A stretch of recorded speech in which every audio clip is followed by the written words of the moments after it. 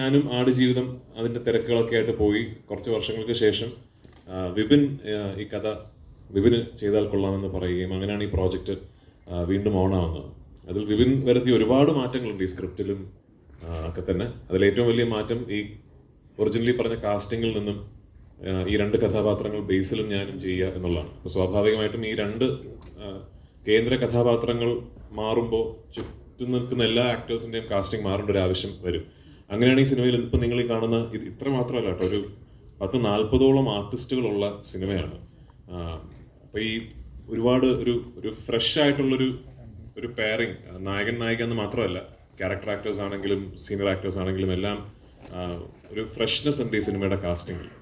ഒരുപാട് നാളുകൾക്ക് ശേഷമാണ് ഞാൻ പേഴ്സണലി ഇത്രയും നടീനടന്മാർ ഒരുമിച്ചൊരു സെറ്റിൽ ഉണ്ടാകുന്ന ഒരു സിനിമയിൽ അഭിനയിക്കുന്നതും അത്തരം ഒരു സെറ്റിൽ ഞാൻ ഉണ്ടാകുന്നതും ഒരുപാട് നാൾക്ക് ശേഷമാണ്. ഈ സിനിമയിലെ ഏറ്റവും വലിയ സന്തോഷവും അത് തന്നെയായിരുന്നു.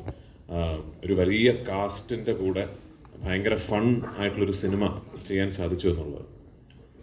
ഇനിഷ്യലി ഞങ്ങൾ ഈ സിനിമ പ്ലാൻ ചെയ്തിരുന്നതിനേക്കാൾ ഒരുപാട് വലിയ സിനിമയാണ് ഇപ്പോൾ. അതിൻ്റെ സ്കെയിൽ എന്ന് പറയുന്നത് ഈ സിനിമയിൽ വിപിൻ പറഞ്ഞതുപോലെ ഈ നടീനടന്മാരുടെ എണ്ണം കൂടുകയും നമ്മൾ ആദ്യം കൺസീവ് ചെയ്തതിനേക്കാൾ കുറെ കൂടെ വലിയ രീതിയിൽ ഈ സിനിമ എടുക്കാൻ സാധിച്ചു എന്നുള്ളതുകൊണ്ടാണ്. പക്ഷേ ആസ് പ്രൊഡ്യൂസേഴ്സ് മുകേഷ് സാറിനും എനിക്കും ഈ അവസരത്തിൽ വിപിനും വിപിൻ്റെ ടീമിനോടും, അതായത് വിപിൻ പറഞ്ഞ പോലെ കുറേ പുതിയ ആൾക്കാരാണ് ഈ ടീമിൽ കൂടുതലും ഉള്ളത്, ആ ടീമിനോടുമാണ് നന്ദി പറയേണ്ടത്. കാരണം ഒട്ടും സ്ട്രെസ്ഫുൾ അല്ലാത്ത, വളരെ എൻജോയ് ചെയ്ത് വേറെ ഒരു ടെൻഷൻസും ഇല്ലാതെ തീർന്ന ഒരു ഷൂട്ടിംഗ് പ്രോസസ്സാണ്.